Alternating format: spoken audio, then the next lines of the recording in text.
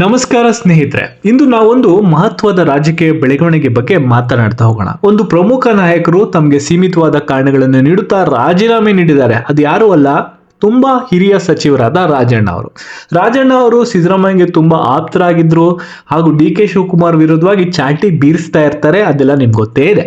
ಅವರು ಕೂಡ ಇವಾಗ ಹೇಳ್ತಾ ಇದ್ದಾರೆ, ಇವಾಗ ರಾಜೀನಾಮೆನ ಏನು ಅಂತ ಜನ ಕೂಡ ಪ್ರಶ್ನೆ ಮಾಡಿದಾಗ, ನ್ಯೂಸ್ ಅವ್ರು ಕೂಡ ಇದ್ರ ಬಗ್ಗೆ ಪ್ರಶ್ನೆ ಎತ್ತಿದಾಗ, ಇದು ನಮ್ಮ ಪಕ್ಷದ ತೀರ್ಮಾನ, ಹೈಕಮಾಂಡ್ನ ನಿರ್ಧಾರ, ಆ ನಿರ್ಧಾರವನ್ನು ಪ್ರಶ್ನಿಸುವ ಹಕ್ಕು ಯಾರಿಗೂ ಕೂಡ ಇಲ್ಲ.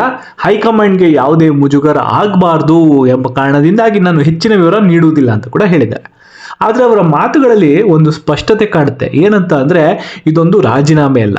ಅವರಾಗೆ ಬೇಕು ಅಂತ ಹೋಗಿ ನನಗೆ ವಯಸ್ಸಾಯಿತು ಅಥವಾ ನಂಗೆ ಸಾಕಾಯಿತು, ನನ್ನ ಮಂತ್ರಿಗಿರಿ ನಂಗೆ ಈಗ ಸಾಕು ಅಂತ ಯಾವ ಮಂತ್ರಿ ಕೂಡ ಎಷ್ಟು ವಯಸ್ಸಾದರೂ ಕೂಡ ಯಾವ ರಾಜಕಾರಣಿ ಕೂಡ ಹೇಳೋ ಮಾತು ಇದಲ್ವೇ ಅಲ್ಲ, ಹೌದಲ್ವಾ? ಇದು ಏನಾದರೂ ವಜಾ ಕೈ ಬಿಟ್ಟ ಹೋದಿಕೆ ಅಂತ ಕೂಡ ಹಲವಾರು ಜನ ಮಾತಾಡ್ತಾರೆ. ಇದಕ್ಕಷ್ಟು ಷಡ್ಯಂತ್ರ ಯಾರ್ದಿದೆ? ಏನಾದರೂ ಡಿ.ಕೆ. ಶಿವಕುಮಾರ್ ಅವ್ರ ವಿರುದ್ಧವಾಗಿ ಕೂಡ ಹಲವಾರು ಬಾರಿ ರಾಜಣ್ಣ ಅವ್ರು ಕೂಡ ಮಾತಾಡಿರೋದ್ರಿಂದ ಅವ್ರೇನಾದ್ರು ಪಿತೂರಿ ಅಥವಾ ಷಡ್ಯಂತ್ರ ಇದೆಯಾ ಅಂತ ಕೂಡ ಜನ ಇವಾಗ ಮಾತಾಡ್ಕೋತಾ ಇದ್ದಾರೆ. ಏನಾದರೂ ಆಗಿರಲಿ, ಪಕ್ಷದೊಳಗೆ ಮುಕ್ತವಾದ ಒಂದು ರಾಜಕೀಯ ಆಟಕ್ಕೆ ಬಲಿಯಾದ ರಾಜಣ್ಣ ಅಂತ ಕೂಡ ಅನ್ಸುತ್ತೆ ನಮಗೆ.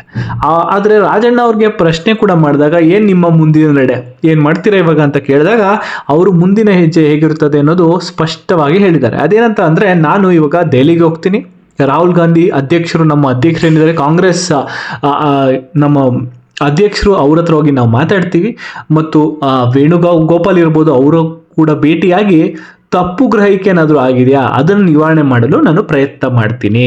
ನನ್ನ ಜೊತೆಗೆ ಹಲವಾರು ಹಿರಿಯ ಸಚಿವರು ಇರ್ಬೋದು, ಶಾಸಕರು ಇರ್ಬೋದು, ಎಲ್ಲರೂ ಇದ್ದಾರೆ. ಪಕ್ಷದ ನಿರ್ಧಾರವನ್ನು ನಾನು ಯಾವುದೇ ಕಾರಣಕ್ಕೂ ಪ್ರಶ್ನಿಸುತ್ತಿಲ್ಲ. ಆದರೆ ಯಾವುದೇ ಕಾರಣಕ್ಕೂ ಪಕ್ಷ ಏನೇನು ನಿರ್ಧಾರ ತಗೊಂಡು ಅದಕ್ಕೆ ಮುಜುಗರ ಕೂಡ ಒಳಪಡೋಕೆ ನಾನು ಬಿಡೋದಿಲ್ಲ. ಷಡ್ಯಂತ್ರ ಪಿತೂರಿ ಬಗ್ಗೆ ಕೂಡ ಸೂಚನೆ ಸಿಗ್ತಾ ಇದೆ. ಭವಿಷ್ಯದಲ್ಲಿ ಸತ್ಯ ಬಹಿರಂಗ ಮಾಡುವ ಭರವಸೆ ಕೂಡ ಇದೆ. ದೆಹಲಿಗೆ ಭೇಟಿ ನೀಡಿ ಸಮಸ್ಯೆ ಪರಿಹಾರ ಆಗುತ್ತಾ ಅಂತ ಕೂಡ ನೋಡ್ತಾರೆ. ನನಗನ್ಸೋ ಮಟ್ಟಕ್ಕೆ ಈಗ ಸದ್ಯಕ್ಕೇನು ಶಾಸಕ ಸ್ಥಾನವಂತೂ ಉಳ್ಕೊಳ್ಳುತ್ತೆ, ಮಂತ್ರಿಗಿರಿ ಇವಾಗ ಸದ್ಯಕ್ಕೆ ಸಿಗೋಲ್ಲ.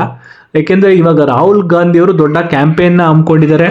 ಇವಾಗ ವೋಟಿಂಗು, ನಕಲಿ ವೋಟಿಂಗ್ ಬಗ್ಗೆ ಕೂಡ ಹಲವಾರು ಪ್ರತಿಭಟನೆಗಳು ಕೂಡ ನಡೆಸ್ತಿದ್ದಾರೆ. ಅದಕ್ಕೆ ವಿರುದ್ಧವಾಗಿ ಇವರು ಒಂದ್ ಕಡೆ ಮಾತಾಡಿದ ಕಾರಣಕ್ಕೋಸ್ಕರ, ಯಾಕೆಂದ್ರೆ ತುಮಕೂರು ಕ್ಷೇತ್ರ ಕೂಡ ಮಾತಾಡಿದಾಗ ರಾಹುಲ್ ಗಾಂಧಿ ಅವರು ಇದ್ರ ಬಗ್ಗೆ ನಕಲಿ ಮತದಾನ ಆಗಿರ್ಬೋದು ಅಂತ ಮಾತಾಡಿದಾಗ, ರಾಜಣ್ಣ ಅವರು ಎಲ್ಲ ಒಂದ್ ಕಡೆ ಅವರ ಬಾಸ್ ಬಗ್ಗೆನೇ ಮಾತಾಡಿದಾಗ ಒಂದು ಮಟ್ಟಕ್ಕೆ ಕಷ್ಟಕ್ಕೆ ಸಿಗಾಕೊಂಡ್ರು ಅಂತ ನನ್ನ ಅಭಿಪ್ರಾಯ. ನಿಮ್ಗೇನು ಅನ್ಸುತ್ತೆ ಅಂತ ಕೂಡ ಕಮೆಂಟ್ ಮಾಡಿ ಸ್ನೇಹಿತರೆ.